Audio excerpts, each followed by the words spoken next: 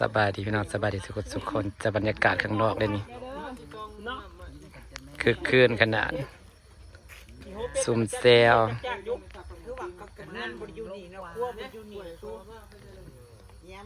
คนเฮาก็หมักกินบ่อนยากๆเนาะบ่อนสบายว่าพักกินมากินบ่อนยากแค่มันจังได้วิวเฮ้ยมันยากๆนี่มันแซ่บกินได้ว่ากระแซ่บ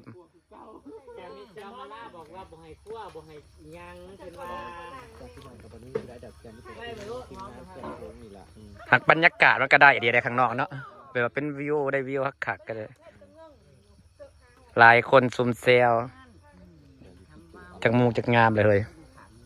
ตอนนี้ห้าวนำมาฮอตก่อนมู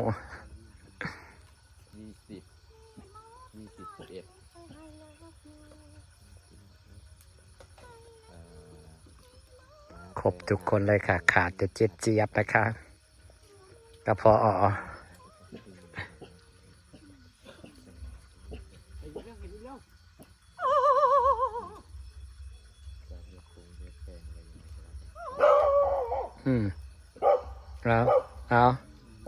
อีกทีเนี่ยพามันเป็นเนี่ย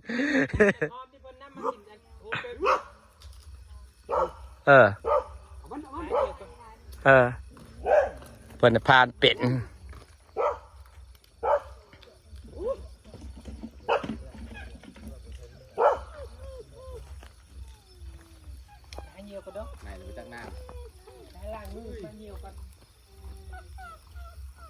ได้น่ะท้องหักตัวผู้อีกผู้หยั่วมัน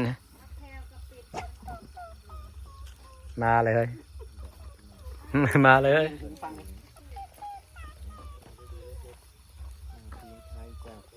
โดนนี่นะโปรแมนแต่มือนะคุณบอมาเยี่ยมใส่ติดรถใหญ่ก่อนพูดนะอีกแล้วอย่าโต๊ดหลายเด้อโต๊ดหนาเบาๆเนี่ยโต๊ดแท้โต๊ดวา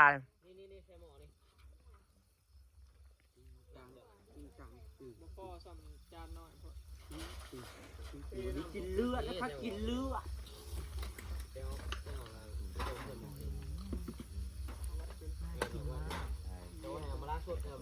ต้นปั่นนักตุ๋ยเลยเดี๋ยวนี้เอาโต๊ดรถเฮ้ยบ่เหม็นดอกเว้ยมันโต๊ะก็อยากโต๊ะน้ำมันเลยเดี๋ยวเราโต๊ดทันตะตุ๋ยทันแล้วเป็นอาชีพเล่าเลยคอยว่าแต่ว่าเป็น F16 เราได้เงินกับเราได้เงินน้ำโต๊ดเดียวได้เงินแต่ละมาเราโต๊ดเป็น4-5 เทื่อแล้วเราโต๊ดนั่นได้ปกติกูบ่ได้ค่อยมักโต๊ะแต่กูเห็นมึงโต๊ะกูโต๊ะโต๊ดคู่มือเด้อจ้าได้เงินคู่มือเด้อโต๊ดโพจำโต๊ดนี่เลยเนาะโต๊ดนาทีโต๊ดนี่แหละใช่โต๊ดเท่าไหร่ขนาดเต็มจาน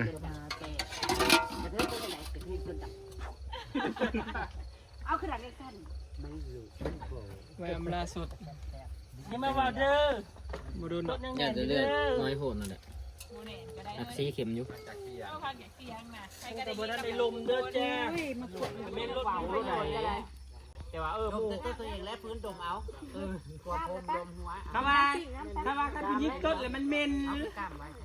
ถ้าคุณยิบต้นแล้วมันเมนถ้าว่าเฮ้ยมันต้นผักแสนมันไปทางหนาคุณได้ต้นแล้วมันออกทางล่างแล้วมันเมนมันบวกออกทางล่าง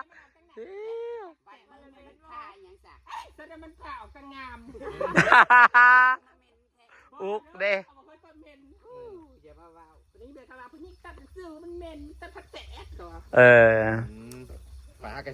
นางมีความเชี่ยวชาญในด้านการโต๊ดนางมีความรู้ด้านการโต๊ดนะครับพี่น้องค่ะ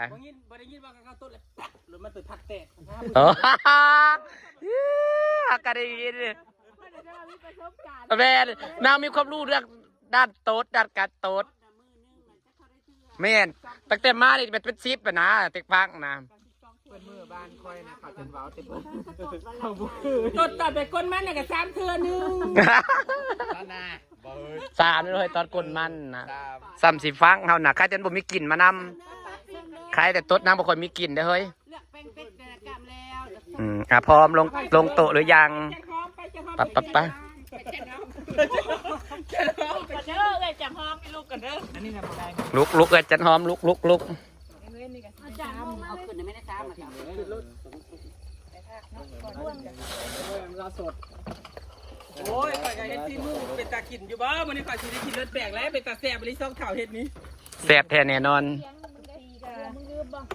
ผู้ ไปนะกับแปดพากันไปปีแล้วยังไปได้ปีนี้ ทักว่าน บอกกินดิบยังบ่อิ่มอยู่บ่ตุ้ย บอก อิ่มทอน ใส่ต่ำขับปุนใส่รสแซ่บกระดอกบ่ได้ว่าสิยาเด้อผู้ แซ่บสมอยากอะไรสมัยแซ่บ มันผู้ดีตีนเนาะกับแป้งมันตัวน้อยๆนะซ้ำ2 นิ้วแบบกินยำ คอยไปดอกเข้มคือสมเนาะ เป็นยังกลางคืนมันจังหลายกับแป้งนะเป็นยังก็เอาเวลาปีก่อนอะจนเต็มถัง เจ้าต้องใส่นั้น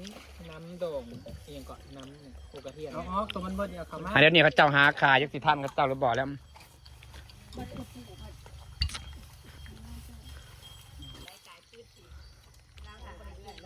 ยังบ่อิ่มบ่ตุ้ย นางอะไรบ้างอีกแล้วทำมันบ่เบิดต้องแซ่บเพิ่นว่า แซ่บแฮงสุดแต่บ่กินดิบ ฝีมือเบาหอยแซ่บน่าจะต้องหามาให้เราเฮ็ดอีกเนาะหาจับแล้วเป็ดเจ้าเนาะเป็ดเจ้าลาย เป็นลาย ไอ้มูฮาได้ใช้ตัวอีกก็มาเฮ็ดแล้วต้องหาสปอนเซอร์บ่ได้สปอนเซอร์ก็มากินว่าเป็นลงลายนี่ฮะยังเป็นสปอน